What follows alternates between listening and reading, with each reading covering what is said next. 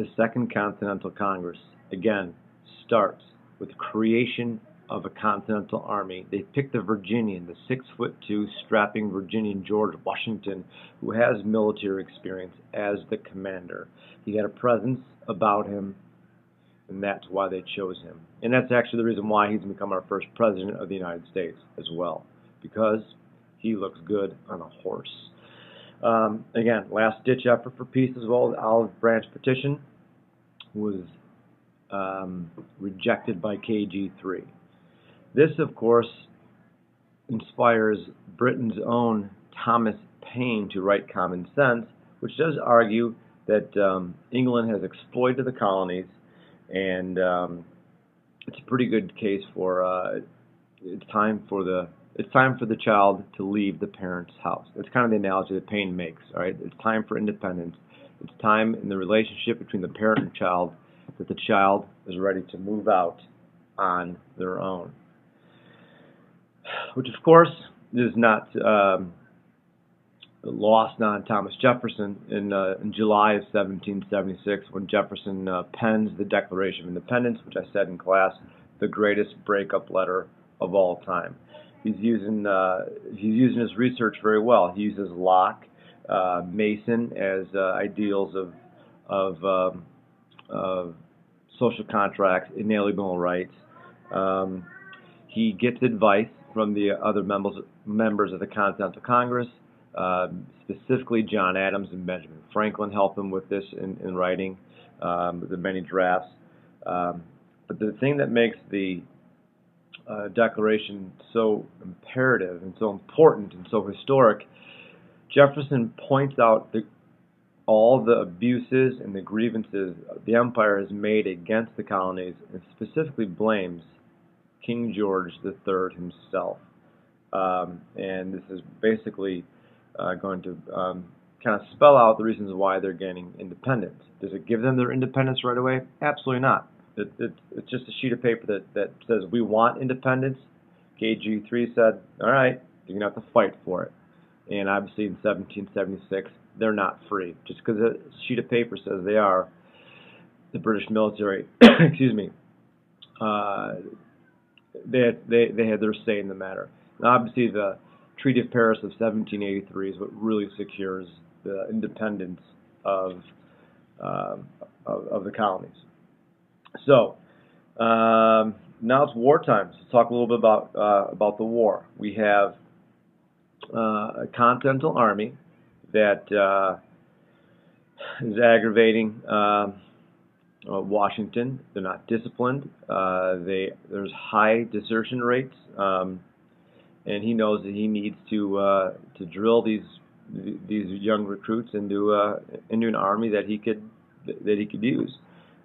Great passage in Tindall about the Sunshine Soldier or the Summer Soldier, as written by Thomas Paine's American Crisis. He said, "Look, fellas, if we're going to fight, you got to fight. All right. Our morale is at an all-time low. Every time the Continental Army comes in contact with the British Army, Washington's yelling charge, and everyone's coming back past and they're retreating.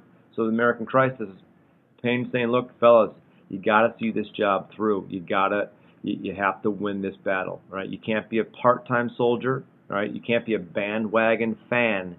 You got to stick through it thick and thin. Cub fans, you know it the best. You stuck through 100 years of thin. All right, Cubs are still waiting for the thick.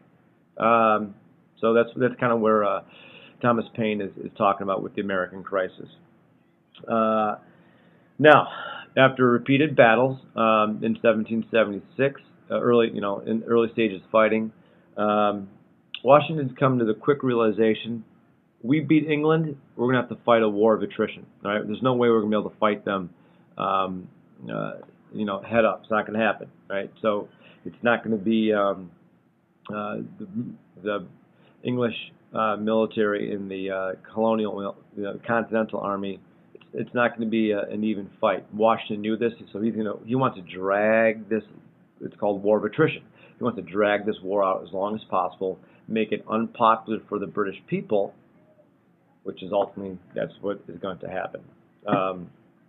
So You have the Continental military. You have the the Patriot militia, the colonial militia, who were basically just townsmen who was gathered together for a fight and then would retreat. Washington had he knew that they were valuable, but also they were not professional soldiers, which aggravated Washington to no end. And so, between a Patriot militia that wasn't the most disciplined, between a Continental Army that was going up against a superior enemy,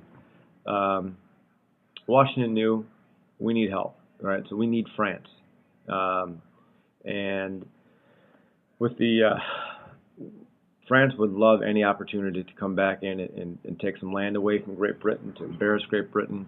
But France was not going to join this fight with with it not looking like it's a possible chance that they're going to win. So Washington needs a little. He needs to show them something.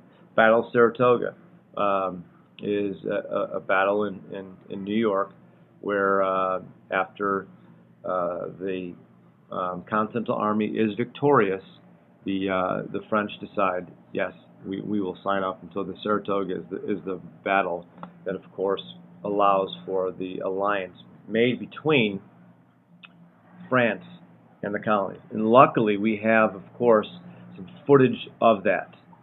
Let's take a look. The French ambassador and the colonial ambassador at this historic meeting of alliance. Bonjour, Frenchman.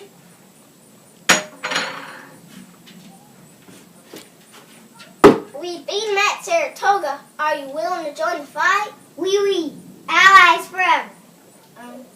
Okay.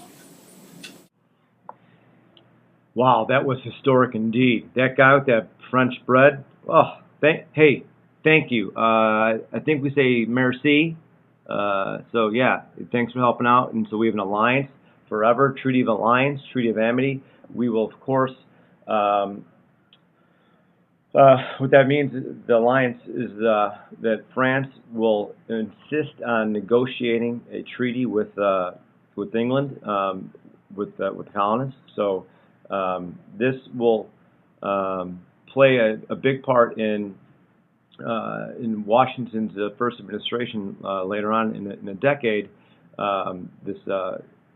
The alliance and the relationship with America and France, and it's going to actually cause a big rift between Jefferson and Hamilton later on. So please remember the Treaty of Alliance and Treaty of Amity, not only for the test, but also in the next unit. So we have our military fighting battles, not losing. We have French assistance, and now we have to deal with financing the war. So you had private investors donating money. For Robert Morris, you might know the college, Robert Morris College. He was one of the biggest financiers of the American Revolution. Paid for a lot of it with his own money. Foreign loans was another income for revenue for the battles, for the war effort. Bonds, selling of government bonds to the citizens. But a major influx of cash, of course, was, since they broke away from England, they have to, of course, issue their own paper currency, and that was going to be a major source of revenue for financing the war, is their own continental money itself. So now Great Britain is going to have to take care of not only the Continental Army but the French as well. And the Great Britain's strategy of separating New England from the rest of the colonies failed, and so they were not able to secure New England. So now they're going to shift their strategy down south, where there are many loyalists down south, and it was called their Southern Strategy. And they're going to try to come up that way, come up from the south to defeat the colonists. So with majority of the British troops concentrated now in the south. They also employed on the western frontier Indian tribes who attacked from the west. And this is going to be the British strategy to defeat the now stronger Continental Army. But to no avail. The war was grinding to a halt. From the British standpoint, they were not making any gains. They're losing a lot of money. It's becoming a more unpopular war at home, something that we kind of know about here, present-day America. And after the Battle of Yorktown in 1781, there is a decision by the British Parliament to, of course, stop the war. And again, we have live footage of the British retreat at the Battle of Yorktown. Leave me alone! We give up. You and Yorktown. Victory! Victory! So one important aspect of that Battle of Yorktown, well, obviously Parliament's decision to halt the war, and from the British standpoint, they will be back later in history to try to reclaim that prize. So the impressive aspect of this short period of time of the war, not only did the colonists have to basically start from scratch creating an army, but the Continental Congress then, of course, adopted John Dickinson's Articles of Confederation and Perpetual Union, which is basically going to be our first government, our first form of government, which of course is going to be a Republican form of government where the people decide. And my friends, this is a very radical idea. This has never been tried before. A republic where the people vote, people decide, and most nations around the world were just kind of laughing at this young America and saying, this will never work. Good luck. We'll be back to kind of pick up the pieces later. And so the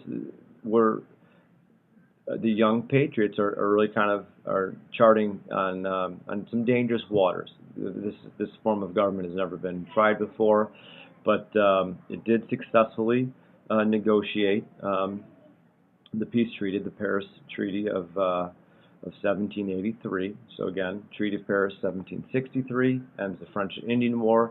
Treaty of Paris 1783 ends the American Revolutionary War, which basically gives America its independence from, and so recognition by England. The colonies are now an independent nation from the Atlantic Ocean to the Mississippi River to the coast or the border of Canada down to Spain, Spanish Florida, excuse me. So Spain is able to create or have the empire of down in Florida. So Florida was given to Spain, and this Treaty of Paris does recognize independence for America. Americans also get the right to fish off of the coast of Canada. So from an economic standpoint, they're granted fishing rights. Great Britain will be allowed to collect outstanding debts, that they incurred under the colonies, and the southern states were going to be able to get their slaves back that were stolen by the retreating British military. So, which of course is going to be a sticking point under Washington's administration, which will be starting in 1789. So again, hope this review helps. We took you from the beginning of the Revolutionary period, 1763, the French Indian War, all the way to the 1783, the end of the Revolutionary War, which of course gives birth to the finest nation we've ever seen, the United States of America.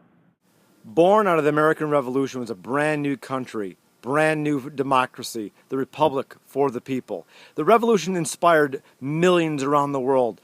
Future revolutions, some serious, some silly.